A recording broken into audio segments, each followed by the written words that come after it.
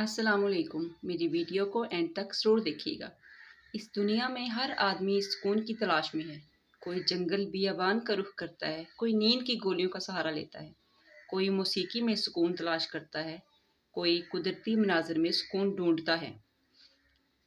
इसी तरह करमदीन भी सुकून की तलाश में मारा मारा फिर रहा था। वो घर में बीवी बच्चों के शोर गुल से जब भी आजिज़ आ जाता तो नदी वाले पुल पर जाकर बैठ जाता और घंटों लहरों को देखता रहता था। एक दिन करमदीन ने अपने एक दोस्त से अपनी तकलीफ बयान की और मशवरा मांगा। दोस्त ने कहा, सुना है पास के गांव में एक तजर्बाकार हकीम है और हकीम पुरसुकून के नाम से मशहूर है। इससे मशवरा कर लो। अगले दिन करमदीन हकीम साहब के दवा खाने पहुंच गया। हकीम साहब तकिया से टेक लगाए सुकून से खराटे ले रहे थे। करमदीन के खांसने की आवाज़ से चौंक कर आँख खुली और इसी अंदाज में लेटे लेटे करमदीन की नब्ज़ देख कर बोले, सुकून चाहते हो? जी सरकार। करमदीन बोला, कितना? जी बहुत सा, यानी मुकम्मल। तो फिर 4 लोगों को ले आओ। वो क्यों जनाब? हकीम साहब, अब पूरा सुकून तो कब्रिस्तान में ही मिल सकता है। करमदीन, नहीं जनाब, इतना नहीं। बस मैं घर में बीवी बच्चों के शोर गुल से बहुत परेशान हूँ। 1 मिनट भी सुकून नहीं। घर में मुर्गा है? हकीम साहब ने पूछा। नहीं, मगर क्यों? आज ही ले आओ और बस अब भाग जाओ। इतना कहकर हकीम साहब फिर खराटे लेने लगे। करमदीन ने वापसी पर एक मुर्गा खरीदा। जब घर पहुंचे, मुर्गा देखकर बच्चे बहुत खुश हुए और इससे खेलने लगे। इतना शोर करने लगे, 2 दिन में मुर्गे ने वक्त बेवक्त अजान देकर करमदीन को आजिज कर दिया और फिर हकीम साहब के पास पहुंचा और सारी रोदात सुना दी। हकीम साहब ने पूछा, घर में कुत्ता है? नहीं, क्यों? करमदीन ने हैरत से पूछा। जाओ आज ही बंदोबस्त करो कुत्ते का। इतना कहकर हकीम साहब सुकून से चादर ओढ़कर लेट गए। करीब करमदीन ने रास्ते में एक शख्स से कुत्ता खरीदा और घर चल दिया। बच्चे कुत्ता देखकर खुश हुए।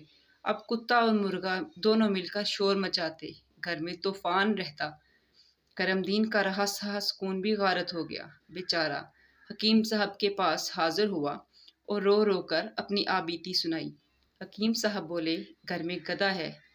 करमदीन ने कहा, नहीं। हकीम साहब, फिर जाओ आज ही गधे का इंतज़ाम करो। करमदीन घर जाते हुए एक गधा खरीद लिया। अब रात को मुर्गे, कुत्ते और गधे ने जो शोरगुल मचाना शुरू किया तो मोहल्ले वाले इकट्ठे हो गए और कहा, करमदीन, तुमने अपने साथ साथ हमारा सुकून भी गारत कर दिया। फौरन इन जानवरों को यहाँ से निकालो। करमदीन फिर हकीम साहब के पास पहुंचा और उदाद सुनाई। गधा वापस कर दो। हकीम साहब ने हुक्म दिया। करमदीन ने वापस आकर आधी कीमत पर गधा वापस कर दिया। गधे के जाने से अगले दिन उसको काफ़ी अच्छी नींद आई और कुछ सुकून मैसर आया। अगले दिन उसने जाकर हकीम साहब को ये खुशखबरी सुनाई। कुत्ते से भी पीछा छुड़ा लो। हकीम साहब अब जोर देकर बोले। कुत्ते के जाने के बाद करमदीन को सन्नाटा महसूस होने लगा। सुकून कुछ ज़्यादा ही हो गया था।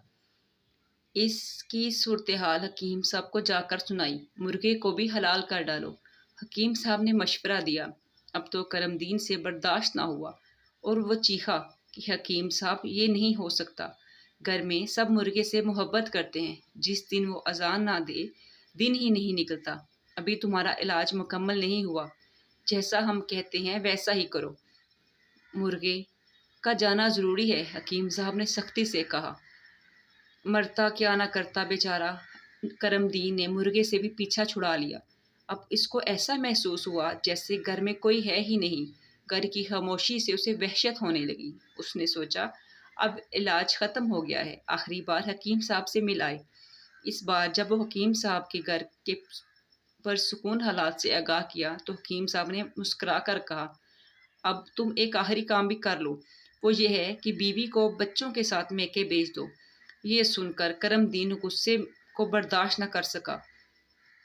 उसने चीख कर कहा, हकीम साहब, अब तक मैं आपके लिहाज में कुछ नहीं बोला। अब आपने बेतुके मशवरों की हद कर दी। मैं हरगिज़ अपने बच्चों के बगैर नहीं रह सकता। सारा सुकून और खुशियाँ तो उन्हीं के दम से हैं। अगर एक दिन के लिए बीवी बच्चे चले जाते हैं तो मुझे घर की खामोशी काटने को दौड़ती है। अब मेरे घर में मुकम्मल सुकून है।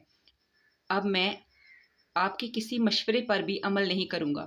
یہ سن کر حکیم صاحب نے کرم دین کو پاس آنے کا اشارہ کیا، پھر اس کے سر پر ہاتھ پھیر کر کہا، کرم دین، یہ تمام باتیں تمہارے علاج کا حصہ تھی۔ تمہیں اس حقیقت کا احساس ہی نہیں تھا کہ سکون انسان کے اندر ہوتا ہے اور یہ سمجھتا ہے کہ وہ بہت زیادہ پریشان ہے۔ حالانکہ اگر ان حالات میں 2-3 ذمہ داریاں اس کے اوپر اور آ جائیں تو وہ پہلے والے وقت کا سنہرا سمجھتا ہے۔ لہٰذا اپنی خوشیوں میں خوش رہیں اور ان حالات کے اندر چھپی خوشیاں تلاش کریں۔